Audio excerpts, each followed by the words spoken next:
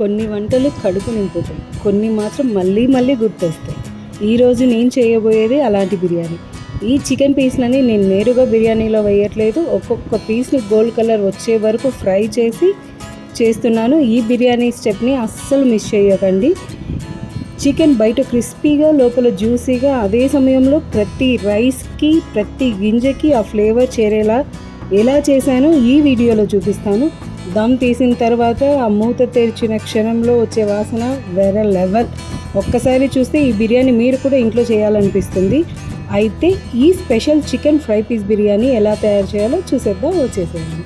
దీనికోసం ముందుగా బిర్యానీ స్పైసెస్ అన్నిటినీ తీసుకోవాలి. చెక్క, లవంగం, బిర్యానీ పువ్వు, స్టార్ అనాస్, ధనియాలు. నేను ధనియాల ప్లేస్లో ధనియాల పొడి తీసుకున్నాను. ఒట్టి మిరపకాయ ఖచ్చితంగా తీసుకోండి. జీలకర్ర, యాలకలు, జాజికాయ వీటన్నిటిని కలిపి సోంపుతో పాటు కలిపి ఒక డ్రై రోస్ట్ చేసుకొని, కొంచెం అంత కసూరి మేతి కూడా వేసుకొని వీటిని ప్యాన్లో ఒక 2 minutes డ్రై రోస్ట్ చేసుకోవాలి. రోస్ట్ చేసుకొని దాన్ని పౌడర్ చేసుకోవాలి.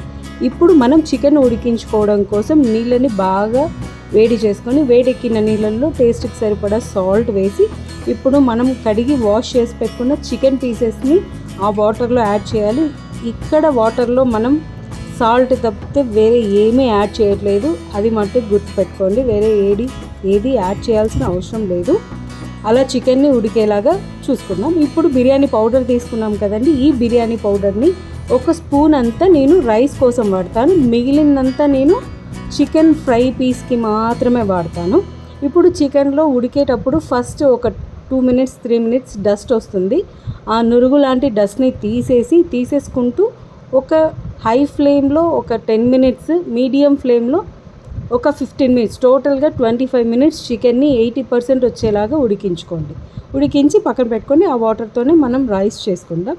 ఇప్పుడు ప్యాన్లో చికెన్ ఉడికిపోయిన తర్వాత ప్యాన్లో ఆయిల్ వేసి, ఆయిల్ బాగా హీట్ అయిన తర్వాత ఎర్రగడ్డలు వేసి బాగా బ్రౌన్ కలర్ వచ్చేంత వరకు ఆనియన్ని బాగా వేయించుకొని, ఒక పెద్ద స్పూన్ అంత అల్లం వెల్లుల్లి పేస్ట్ని కూడా వేసి పచ్చి వాసన పోయేలాగా వేపుకున్న తర్వాత కొంచెం అంత కరివేపాకు యాడ్ చేయండి. Must and should. కరివేపాకు యాడ్ చేసిన తర్వాత ఉడకపెట్టుకున్న చికెన్ వేసి అందులో పసుపు, కారం వేసుకొని బాగా వేపుకోవాలి. కారం పచ్చివాసన రాకుండా బాగా వేపుకోవాలి. ఇక్కడ మనం బిర్యానీ పౌడర్ తీసుకున్నాం కదా, ఆ పౌడర్లో సగం అంత బిర్యానీ పౌడర్ని ఇక్కడ వాడుతున్నాము. మిగతా సగం ఒకేసారి కాకుండా 2 సార్లుగా వేస్తాము.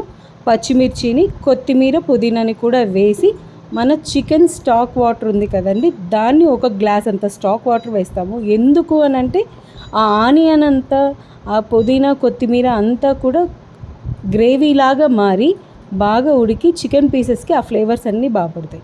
ఇప్పుడు అది ఉడికేలోపు మనం రైస్ రెడీ చేసుకున్నాం. దానికోసం చెక్క, లవంగం, యాలకల్ని ఒక్కసారి అలా దంచుకొని ఆయిల్లో వేసుకొని, బిర్యానీ పువ్వు, కొంచెం అంత మరాఠీ మొగ్గ, కొంచెం అంత స్టార్ అనాస్, ఒక బిర్యానీ ఆకు వేసి ఒక పెద్ద సైజ్ ఆనియన్ని సన్నగా కట్ చేసి వేసుకోవాలి.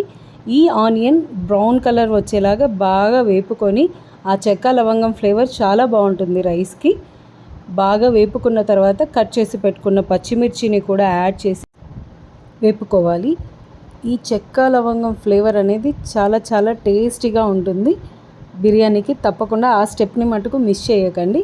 పచ్చిమిర్చి వేగిన తర్వాత కట్ చేసి పెట్టుకున్న పుదీనా, కొత్తిమీరని కూడా వేసుకొని బాగా వేపుకోవాలి. వీటన్నిటిని బాగా వేపుకున్న తర్వాత అల్లం వెల్లుల్లి పేస్ట్ని తీసుకోవాలి. అల్లం వెల్లుల్లి పేస్ట్ కన్నా ముందు మనము బిర్యానీ పౌడర్ని, ఇప్పుడు మనం స్పూన్ తీసి పెట్టుకున్నాం కదండి, ఆ బిర్యానీ పౌడర్ని వేసి పచ్చివాసన పోయేంత వరకు బాగా వేగిన తర్వాత మనం ఇప్పుడు అల్లం వెల్లుల్లి పేస్ట్ యాడ్ చేయాలి. ఈ ఫ్లేవర్ అనేది చాలా టేస్టీగా ఉంటుంది. మెయిన్ ఆ మసాలా అనేది ఆయిల్లో వేగుతున్నప్పుడు చాలా చాలా టేస్టీగా, ఇల్లంతా మంచి స్మెల్ వస్తుంది. అల్లం వెల్లుల్లి పేస్ట్ని, సాల్ట్ని కూడా ఇక్కడ యాడ్ చేసుకొని బాగా వేపుకొని, అది బాగా వేగిపోయిన తర్వాత మనం తీసి పెట్టుకున్న చికెన్ స్టాక్ని వేయాలి. ఇక్కడ ఇది మటుకు చికెన్ స్టాక్ వేస్ట్ చేయకుండా చికెన్ స్టాక్ని వేసి 1:2 రేషియోలో వేసుకొని వాటర్తో కలుపుకొని, నానబెట్టుకున్న బియ్యాన్ని ఒక 1/2 hour పాటు నానబెట్టుకున్న బియ్యాన్ని కూడా వేడి చేసి వేసుకొని, ఇప్పుడు సాల్ట్ కూడా టేస్ట్కి తగ్గట్టు కంపల్సరీ అడ్జస్ట్ చేసుకోండి. అలా రైస్ని పూర్తిగా వాటర్ అంతా ఇమిరిపోయిన తర్వాత బాగా పైన ఒక చుక్క నెయ్యి వేసుకొని దమ్కి వదిలేయండి. ఒక 15 minutes దమ్కి వదిలేసేయండి. రైస్ ప్రిపేర్ అయిపోతుంది.